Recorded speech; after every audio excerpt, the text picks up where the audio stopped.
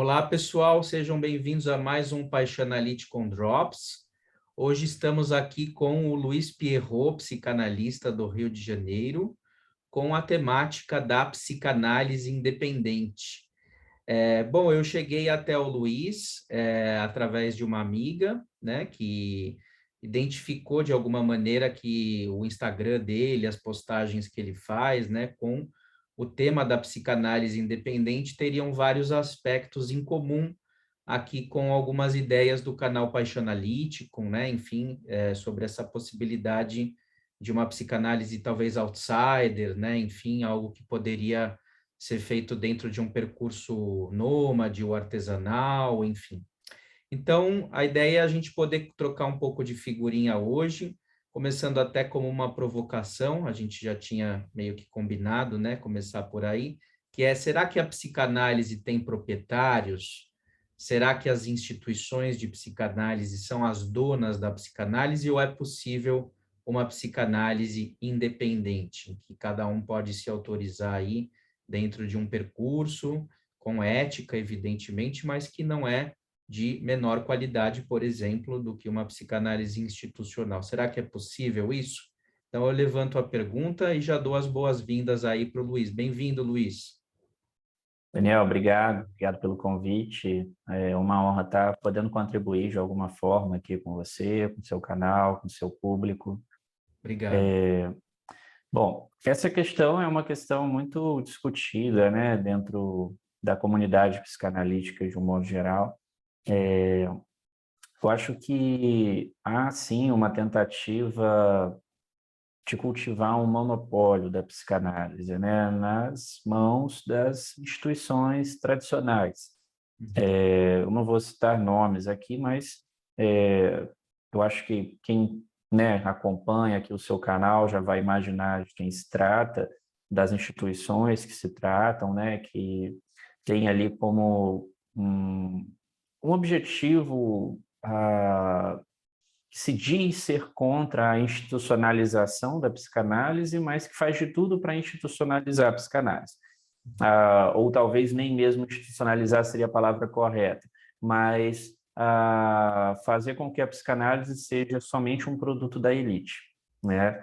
A partir do momento que se oferecem ali cursos de formação em psicanálise, como se um analista tivesse um início, um meio e um fim, né, para que ele se tornasse apto a praticar a psicanálise enquanto ocupação, né? E oferecem esses cursos cobrando mensalidades com valores exorbitantes, né, na casa dos 1.000, 2.000, 3.000, impõem, por exemplo, a condição de que aquele aluno, né, que ele faça análise exclusivamente com analistas daquelas instituições, com uma frequência de, às vezes, 2, 3 e até 4 vezes por semana. Então, a gente remete a um tempo ali, né, em que Freud ainda era vivo, onde se tinham essas análises assim com essa assiduidade tão grande, né, embora os tratamentos fossem mais curtos, mas eles impõem isso para acontecer durante 5 anos, né, e você está restrito ali a fazer com um analista daquela escola. Então, se você, por exemplo, né, não fez uma transferência muito boa ali com alguém, né, ou se não se identificou muito, não admira o trabalho, não quer fazer com ninguém dali, você não tem escolha, você tem que fazer com alguém dali, né? Lembrando que a transferência em psicanálise ela começa no momento da escolha do analista, né? Quando você hoje em dia não se tem mais isso, mas há um tempo atrás existia os catálogos telefônicos, né? Eu estou denunciando minha idade aqui falando isso, né? Aquelas listas telefônicas. Não sei se você se lembra, Daniel. Sim. É, E ali você tinha ali, por exemplo, psicanalistas, né? E você tinha o João, o José, o Gilberto, e tu escolhia o José, não escolhia nem o João nem o Gilberto. Uhum. A transferência começou ali, né? Assim, por quê? Por que o José e não os outros, né? O que está por detrás desse nome? Uhum. E hoje em dia, né, nessa sociedade contemporânea, se tem as redes sociais. Então, você tem ali uma espécie de vitrine, onde você vê o que o analista publica, como que ele é fisicamente, você tem a oportunidade de ver a foto dele, né, na maioria dos casos. Então, assim, a partir dali você já parte para esse momento de escolha.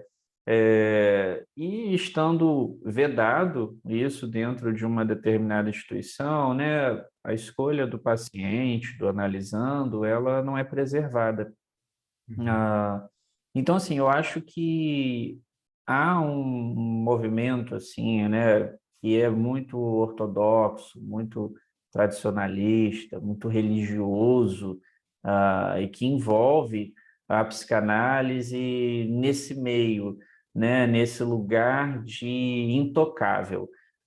E eu não falei ainda de um detalhe muito importante, né? Muitas dessas instituições, elas só admitem alunos que tenham graduação em psicologia ou medicina, né? Então, veja só, um médico pode ingressar em uma dessas instituições, mas um filósofo não, né? Quando, em verdade, a filosofia está muito mais próxima da psicanálise do que a medicina, né? Os cursos de humanas estão muito mais próximos da psicanálise do que a medicina. Uhum. O próprio Freud disse isso, né, que a psicanálise ela nunca deveria ser tragada pela medicina, que ela deveria ser uma área abrangente a filósofos, literatos, historiadores e coisa e tal, né? Mas existe essa cultura de monopolizar, né, de tornar a psicanálise exclusiva somente para esse público-alvo. Por que será? Né, talvez médicos tenham um poder aquisitivo maior, né, para bancar aquilo ali financeiramente. O que está em voga, né, assim, quando se fala sobre isso, né? E torna exclusivo para alguns e excludente para muitos. Uhum. E aí você rompe, né? Você rompe ali com a essência da psicanálise, que é ser justamente um saber ou uma ciência, né? Aí já é uma outra discussão se psicanálise é ou não é ciência, né? Depende do que a gente entende como ciência. Mas um saber democrático, um saber livre, um saber, sobretudo, independente, Uhum. né? Então, assim, né? Por exemplo, a gente pode citar a Melanie Klein, né? Que não tinha nem nível superior. A gente pode citar outros analistas grandes, como o próprio Caligares, que não tem formação em psicologia nem em medicina. E se a gente for buscar, quem é psiquiatra é o Forbes, né? O Jorge Forbes é psiquiatra. Sim, eles. Mas o Caligares não. Então, assim, muitas das vezes, né, a gente cria essa imagem associativa, como se aquele teórico, né, fosse necessariamente psicólogo ou psiquiatra, Uhum. né, ou neurologista, quando, né, na verdade, na maioria, muitos não são. Rubem Alves, por exemplo, foi um psicanalista marcante também brasileiro, né? E a gente, né, precisa olhar para esse lugar também, que existem muitos pós-freudianos aí de peso, né, que contribuíram e contribuem muito para a psicanálise e que não são nem psicólogos nem médicos. Sim, você está falando, né, disso tudo, mas de fato eu percebo que há uma mudança de perfil, né, dos psicanalistas, né, ao longo das décadas. A Melanie Klein, né, como você citou, não tinha formação universitária, né, mas a gente sabe que hoje em dia, no caso da IPA, é exigido, né, diploma em medicina ou psicologia, e situações que não se encaixam em medicina ou psicologia não é que são prontamente descartadas, senão que vão ser analisadas, né, caso a caso, né? O meu avô, ele era médico, psiquiatra e foi analista da IPA, inclusive aqui de São Paulo. E é curioso porque essa geração dos médicos que se formaram nos anos 50, né, foi muito para a psicanálise. Sim. E hoje em dia é difícil um médico psiquiatra, por exemplo, ele entrar na psicanálise, né? Ele geralmente vai para TCC ou ele faz só uma clínica médica com enfim, uma orientação psicodinâmica, eventualmente, com uso de fármacos. E a psicanálise hoje, a grosso modo, ela fica em cargo de profissionais da saúde ou de pessoas que têm uma formação em humanas, né? Como você falou, né? Então, Uhum. inclusive as produções de psicanálise hoje em dia, elas têm uma sofisticação intelectual, a grosso modo, me parece muito maior do que uma psicanálise brasileira, no caso, né, que é da onde eu faço parte, nós fazemos, Uhum. e a de 50 anos atrás, Uhum. digamos, eles estavam muito mais preocupados em pensar a clínica, né, o atendimento, a discussão dos casos, do que uma psicanálise de hoje que ela está muito mais nas academias, tem muito mais a ver, principalmente a lacaniana, né, que você vê muito mais, por exemplo, Marx e Foucault nas referências bibliográficas do Sim. que textos, né, que abordam propriamente o manejo clínico, né, enfim, pelo Uhum. menos no caso dos lacanianos, né, que eu acho que hoje é a tendência talvez dominante, né, pelo menos é a que mais, digamos, aparece, né, na mídia, né, enfim, Uhum. são os psicanalistas lacanianos. Então, nós temos uma configuração de panorama, mas também nós temos muitas instituições que não são lacanianas e que têm o princípio da análise leiga conservado, né? Ou seja, você pode estar formado em outras áreas que não da saúde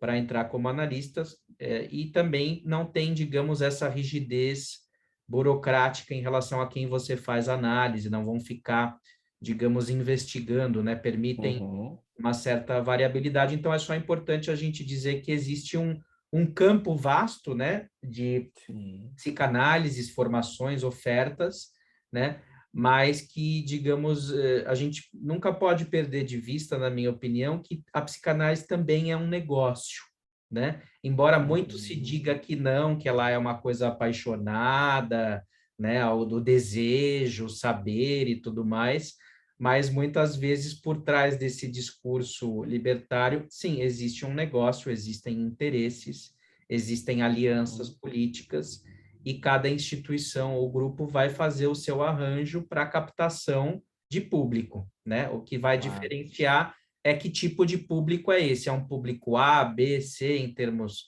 financeiros? É médico, é psicólogo, é qualquer pessoa? Tem que todo mundo ter formação acadêmica ou não? Ou alguém que nem tem Uhum. formação acadêmica pode entrar? Isso vai diferir, essas ofertas vão ser diferentes. Mas me parece que a ideia de uma coisa mercantil, ela está presente de um jeito ou de outro por aí. É assim que eu vejo, né? Sim. E assim, né, se você observa, por exemplo, provavelmente você acompanhou isso também, né, esse curso de graduação em psicanálise, né, que uma universidade à distância começou a oferecer, né, teve uma regulamentação do MEC, acho que são 4 anos de curso, né, e esse curso foi muito atacado, né. Claro, e se você for, né, remeter ao que a gente falou aqui, né, da psicanálise enquanto formação livre, né, enquanto formação independente, que não passa por algo aprazado, né, que não passa pelo seio academicista, é, é um horror, né, esse curso, é um horror, assim. Bacharelado em psicanálise, né, 4 anos, toma aqui o seu diploma de analista, né.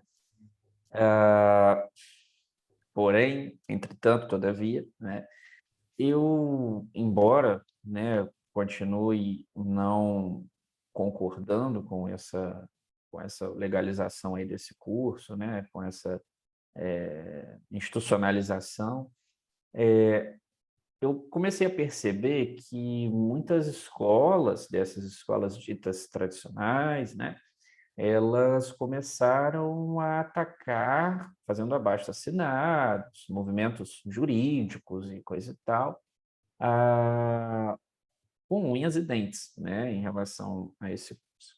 E aí eu parei para observar, né, assim, por que tanta raiva, tanto ódio? Porque existem muitos cursos de psicanálise por aí, né? Existem muitos, a todo gosto. Então, assim, tem, como você falou, os cursos que são oferecidos por analistas de datas, que são cursos viáveis. Eu ofereço um curso de formação, né? Uma formação continuada de psicanálise, né? Com supervisão, com apoio teórico, né? Existem cursos nessa mesma pegada, com valores viáveis, né? E assim, oferecidos por pessoas sérias, por instituições sérias, mas também existem muitos charlatões por aí, né? Então, existem cursos de psicanálise de R$ 500, que você vai pagar e vai ter ali um certificado. Tem alguns que emitem até carteirinha, né? Eu já vi até distintivo de psicanalista. Então, assim, né? Tem a todo gosto. Mas esses cursinhos, assim, charlatões, né?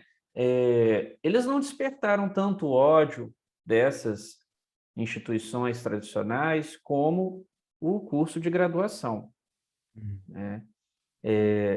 E aí a gente entra exatamente no comentário que você fez aqui, nos interesses políticos e econômicos que estão por detrás disso, né?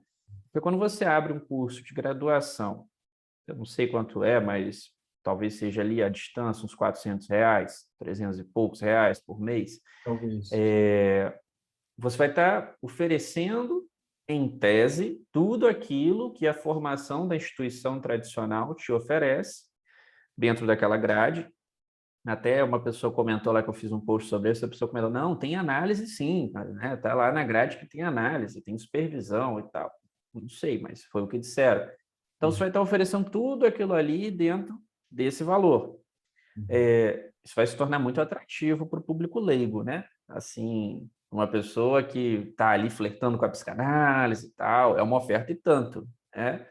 Até as pessoas entenderem esse processo de formação da analista, é burocrático isso, né? Não é fácil. Quando você explica que você é analista, mas então você é psicólogo? E aí, se você for psicólogo, ok, mas ainda assim você tem que explicar que são coisas distintas, né? O psicólogo e o analista. Isso é até um pouco enfadonho, né? Eu percebo que muitos analistas sentem até uma angústia nisso, né? De ter que explicar para o outro sempre o que é o analista, como se forma um analista.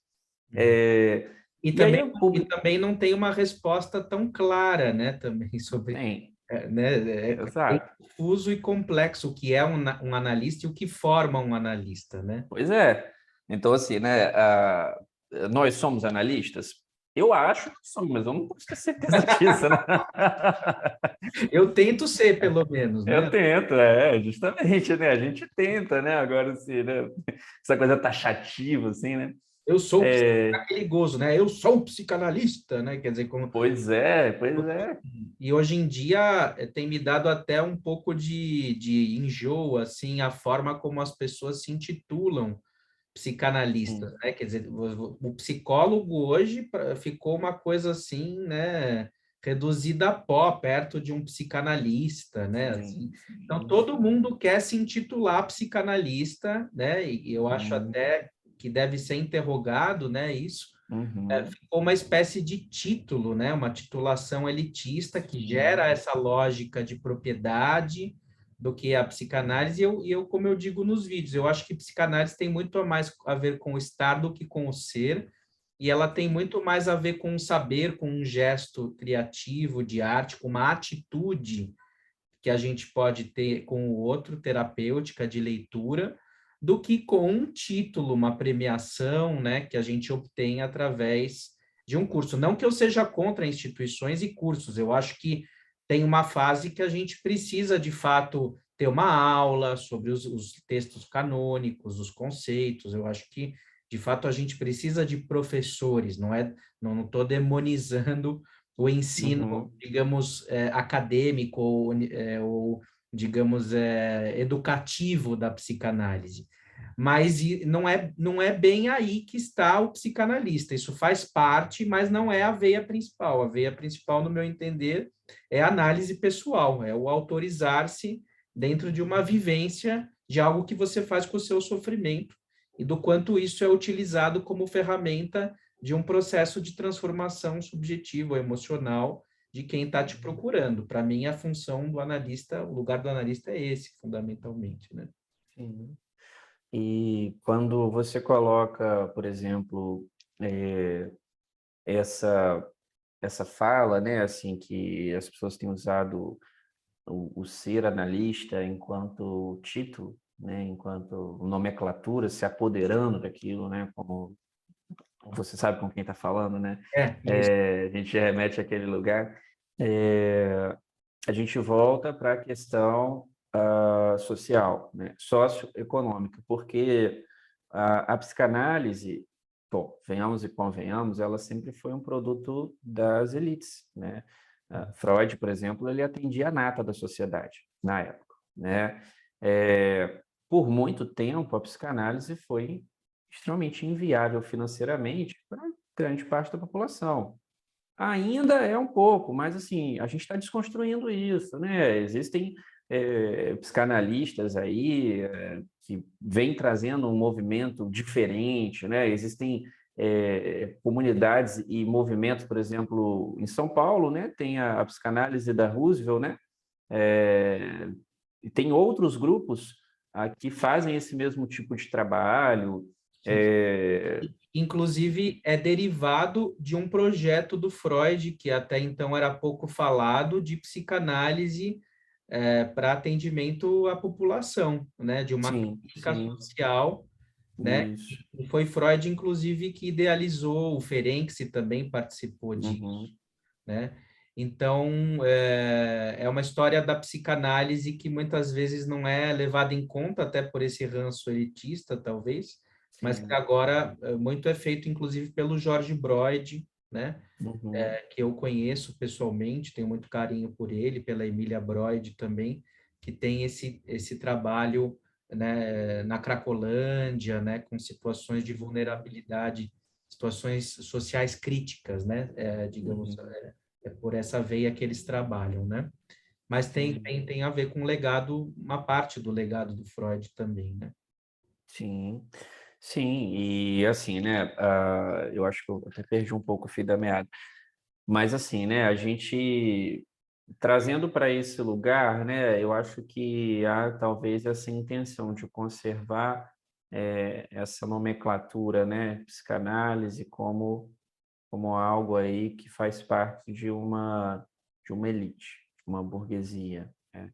Uhum. Bom, consegui recuperar. E voltando ali, né, para a questão das instituições, eu acho que a grande indignação dessas grandes instituições, né, dessas tradicionais instituições, foi justamente esse fator, né? Foi o fator de que não necessariamente a psicanálise vai estar regulamentada, porque até existe um projeto de lei lá, mas ele está caminhando a passos lentos, né? A votação é bem negativa, então não acredito que isso virá a acontecer. Simplesmente o formando ali desse curso de graduação, ele vai ter uma titulação acadêmica de bacharel em psicanálise. É bizarro? É. Mas o que que difere essa formação da formação oferecida pelas igrejinhas tradicionalistas, né? Bom, talvez a formação dessas instituições mais tradicionalistas seja uma formação mais cara. E assim, né, tem ali algumas imposições de uma ordem burocrática maior. Mas talvez no sentido didático, a graduação seja muito mais aberta do que a formação tradicionalista. Já Acaba que, sendo né? mais democrática, porque Exato. porque ela traz um reconhecimento público, né, oficial aí, né, de que você Sim, concluiu algo, não é uma coisa que fica, digamos ali, sob o guarda-chuva de um barão ou de um conjunto de barões ou baronesas, exato, controle exato. sobre um determinado grupo específico, né? Sim.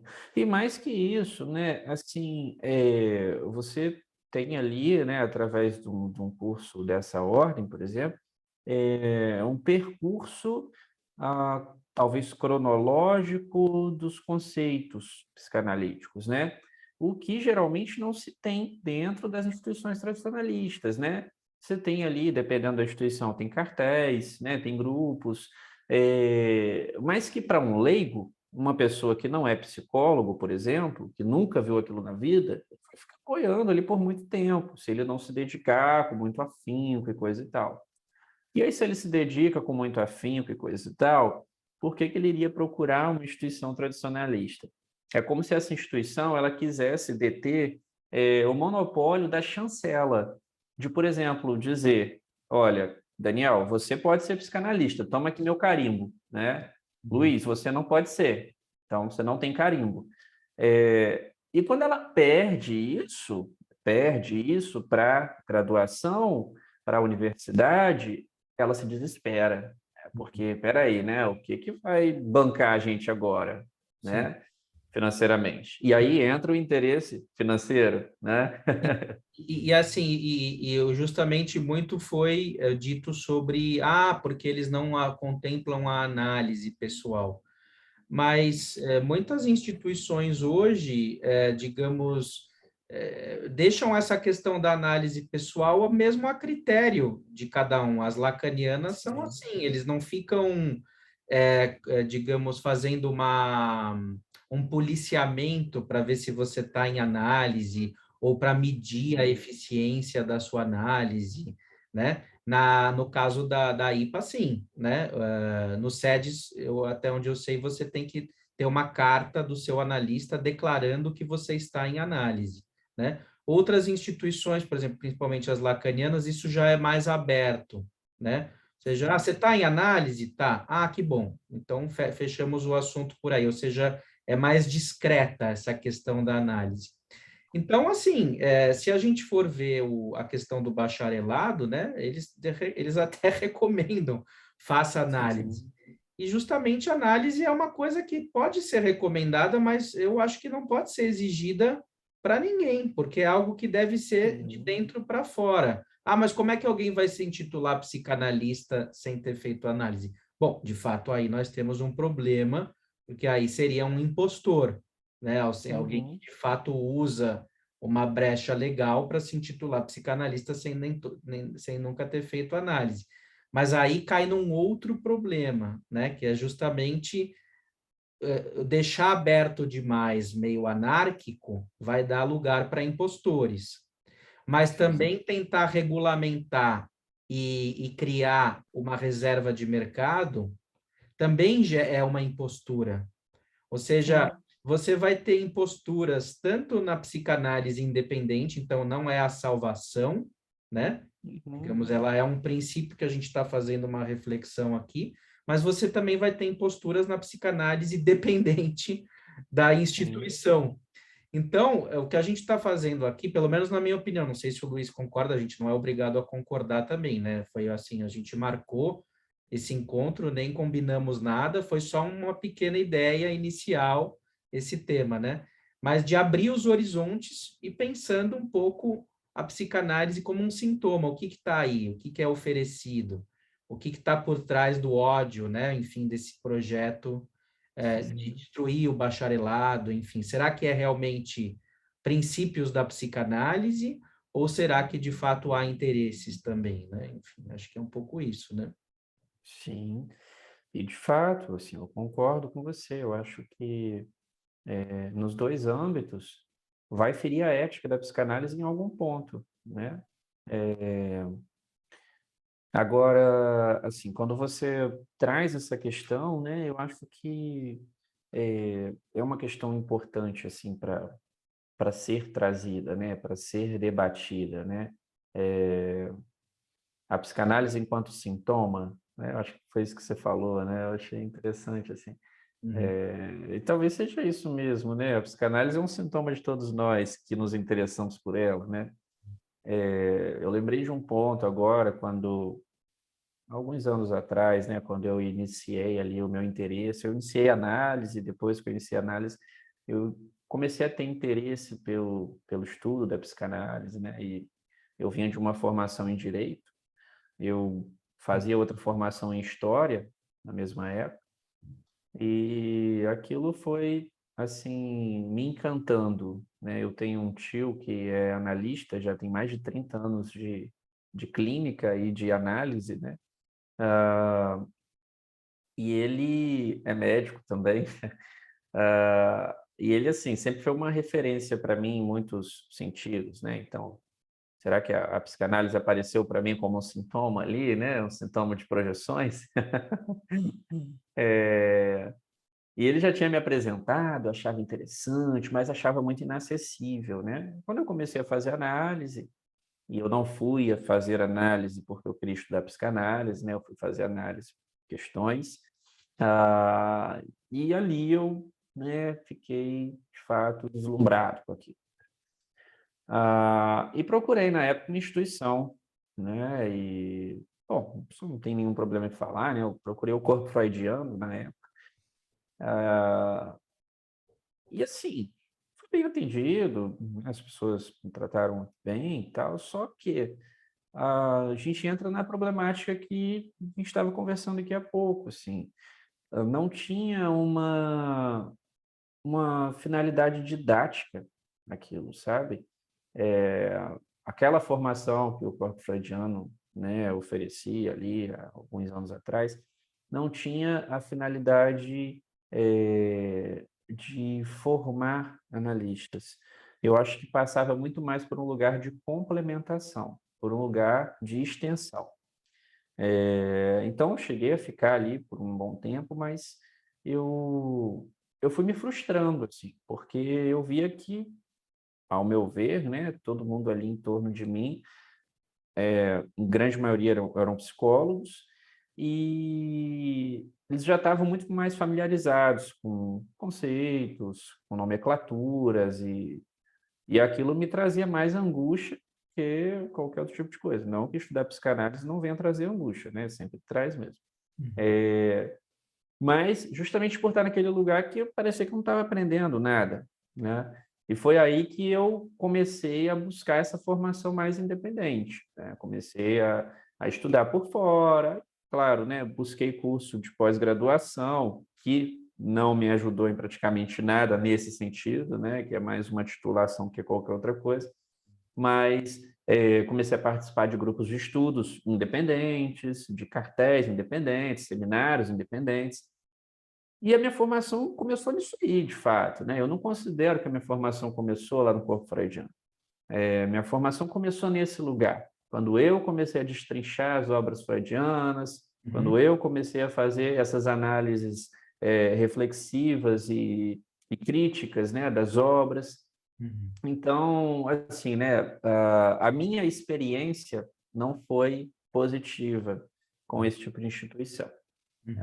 Achei extremamente engessado, e uma espécie de transmissão em formato de extensão, não em formato de formação, Hum. né? Então, assim, a gente volta para esse lugar, né?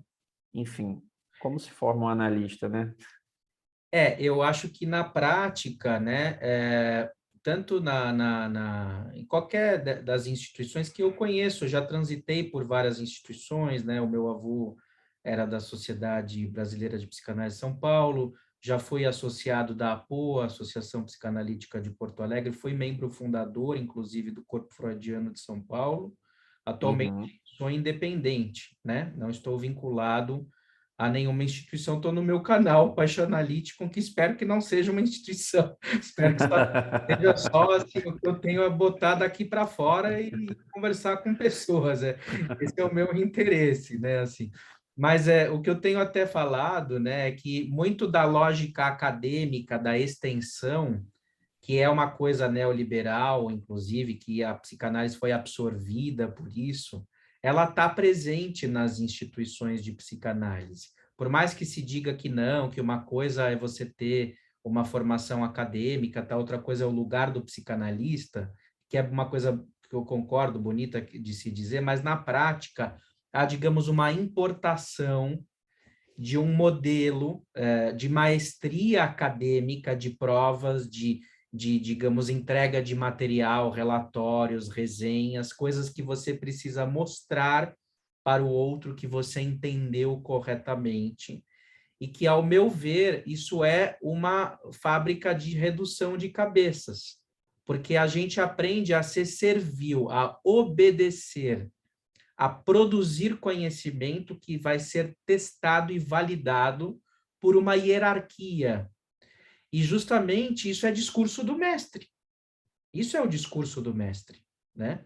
Então, quando tem essa produção no sentido de uma validação de conhecimentos, como uma prova, uma academia que vai passar por uma banca, que vai ver se você tem notório saber ou não, qual que é a sua contribuição, se ela é válida ou se não é essa lógica de periódico, né, científico, de vamos publicar o seu artigo se ele é de qualidade ou não é, isso para mim mata a psicanálise, porque a psicanálise justamente é um saber que vem de dentro de nós, né? É algo que não se aprende, ele é construído, ele é um gesto espontâneo nesse sentido, né?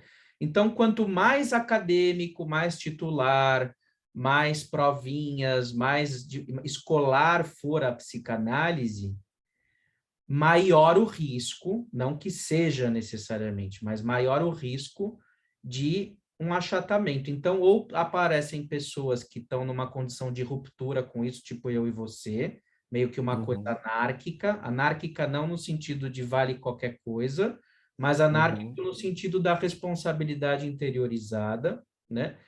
E são pessoas que não se adaptam, né, a esse modelo de dar a ver, né, de estar ali no status quo, e nem por isso são impostores. Pode ser que existam impostores usando essa brecha? Sim, pode ter, Claro. mas pode ser que não tenha também, né? Sim. Então, acho que é importante a gente dizer isso, né, Luiz, que é complexo e nós não temos aqui a chave e a solução de um problema, né? Sim, Nós, claro, claro. nós Mas somos assim, eu acho que básicos. sim, é importante a gente mencionar, Daniel, que o impostor que se aproveita dessa brecha, ele não se sustenta por muito tempo, Sim. né? Porque é preciso suportar a angústia. E para a gente suportar a angústia, a gente precisa de análise. Uhum. E mais que isso, a gente precisa de desejo para se manter nesse lugar que a gente ocupa, porque é um lugar de angústia, né? Então, assim, o sujeito que faz, que vem para esse lugar ah, como um impostor, eu acho que ele não se sustenta por muito tempo, assim. Talvez dure ali alguns meses, anos, mas não Uhum. é uma coisa a longo prazo. Por isso que quando você me perguntou aqui no início, né, corroborando só o que você falou agora há pouco, né, você me perguntou no início como que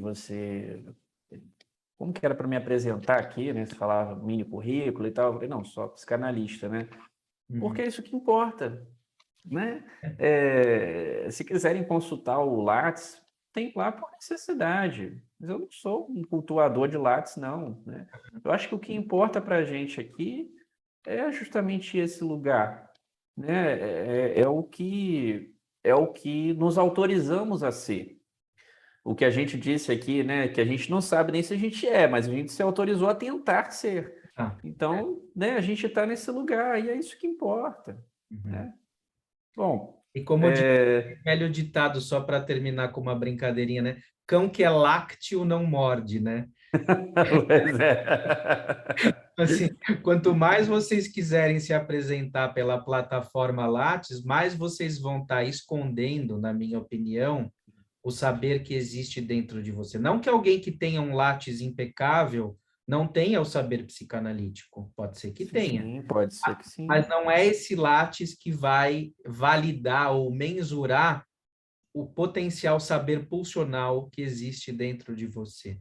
você pode ser um psicanalista independente sem ter currículo Lattes e ter essa condição. Por isso que, quando a gente vai indicar alguém, a melhor opção não é, no meu entender, ver onde ele se formou, né? Mas é justamente ver o que do discurso desse analista te captura, né? Ou seja, de que maneira ele está atravessado pela psicanálise, e não tanto aonde ele se formou, os títulos que ele tem, embora eu entenda que no mundo de hoje, onde a gente vive, é muito prático e muito cômodo a gente olhar para isso, né? E tentar tirar uma conclusão, mas ela é arriscada, ela não diz respeito. Quem vê cara não vê coração, digamos, acho que é mais ou menos isso. Claro, claro. Não, perfeito. Bom, eu acho que sua colega ali estava certa, né? Nossos pensamentos aí meio que se complementaram bem aqui, né? Legal. Bom, então, acho que é isso por hoje, né, pessoal? A ideia também não é fazer vídeos enormes, né? Como eu falei, a gente está se conhecendo agora, na verdade, eu e o Luiz não combinamos nada previamente, a não ser o tema psicanálise independente, né? Ele tinha dado uma olhada no meu canal, vi as postagens dele lá no Instagram, eu vou dar uma olhada no canal dele, né? Como é que é o teu canal mesmo, É o Rô? café psicanalítico. Café Psicanalítico, Café canal do Luiz psicanalítico. no YouTube. Deem uma consultada que também tem entrevistas, né? Tem Sim, outros sim. interesses, né, Luiz? Isso. Daniel, te agradeço muito pela oportunidade de participar aqui. Achei essa troca super bacana. A psicanálise é isso, né? A psicanálise, olha a gente querendo rotular a psicanálise de novo, né? É isso, mas também não é isso. É um É encontro isso, mas não é isso. entre nós, entre duas pessoas, né, também. Mas eu acho que esse processo de troca é muito enriquecedor, né? Eu gosto muito disso aqui, assim, de falar com outros colegas, né? De trazer reflexões críticas, de fazer esse tipo de coisa que a gente fez aqui em um grupo de pessoas também. Eu acho que isso agrega muito para o nosso percurso, né? Então, bom, agradeço de fato e de verdade o teu convite. Gostei muito de participar, me senti super à vontade. Você é um cara, parece ser uma pessoa muito gente boa. Eu sou. Me deu muita liberdade aqui, né? Vai ser melhor ele se for flamenguista, mas como é paulista, deve ser Não, eu vou te corintiano. contar dessa. Eu não torço para time nenhum. Futebol não é muito Menos um sintoma, então, né? chamar de seu. Tá. E eu fico à disposição também para quando quiser marcar aí Sim. uma segunda rodada. Eu tô por aqui, tá bom? Então, é isso aí, Luiz. Obrigado pela presença. Valeu e até a próxima, pessoal. Tudo de bom. Um abraço.